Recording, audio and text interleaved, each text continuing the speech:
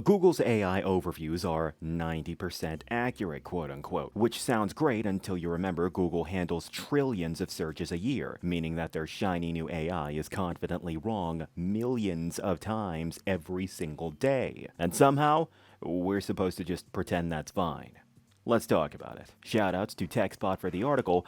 Google's AI search is producing millions of wrong answers every single day. Maybe drop a like and a comment if you think that shipping half-baked AI into core infrastructure should count as a freaking crime at this point in time for a machine this big. It's freaking Google. This is negligence, not innovation. But yes, let's read the article. Most search engines now present users with AI-generated overviews by default, sparking controversy over concerns about accuracy and lost click-through traffic. While testing suggests that Google's AI overviews are accurate most of the time, the enormous volume of queries in the search engine processes each day likely still results in millions of incorrect responses. According to the New York Times, testing suggests that approximately 1 in 10 Google AI search overviews contains false information. Given that the search engine processes roughly 5 trillion queries per year, users could be exposed to more than 57 million inaccurate answers each hour. Nearly 1 million per minute. The figures come from AI startup Omi. Omi, I don't know how to pronounce that,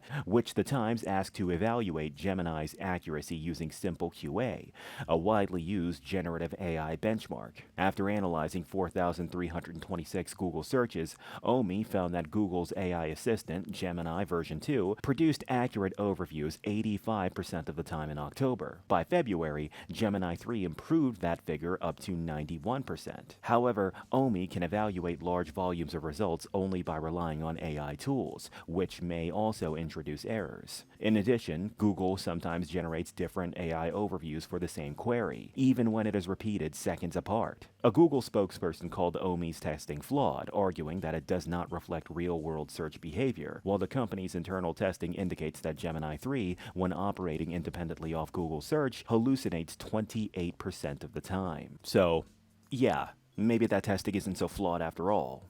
Sourcing presents another challenge. Google attempts to support its AI overview results with relevant links, but those sources often do not substantiate Gemini's claims, whether accurate or not. In some cases, an incorrect AI overview is immediately followed by a link containing the correct information. In other words, an accurate overview cites a source with inaccurate information, and sometimes the linked pages contain no relevant information at all. Notably, discrepancies between AI overviews and their sources increased after the February update, rising from 37% of searches with Gemini 2 to 56% with Gemini 3. Researchers also found that AI overviews are very susceptible to manipulation. In one example, a BBC journalist published a blog post containing false information and later found that Google repeated those claims the following day. Tellingly, Google and other AI companies acknowledge the technology's tenuous relationship with the truth in fine print. Microsoft's terms of service describe its Copilot AI tool as designed and intended for entertainment purposes, not for making important decisions. While Google's AI overviews advise users to double-check responses, while xAI acknowledges that hallucinations can occur. 27 comments for this article, let's read one or two.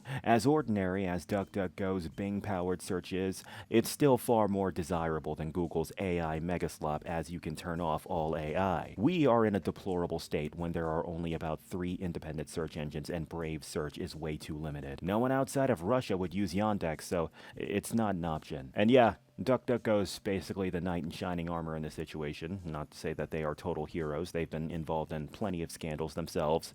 But, definitely the lesser of two evils in comparison to goddamn Google of all places. But yes, those are my thoughts. What are y'all's? Whatever it is, be sure to let me know in the comment section. That's going to be all for this video, boys. This is Black Light Jack signing out. You guys have a good one.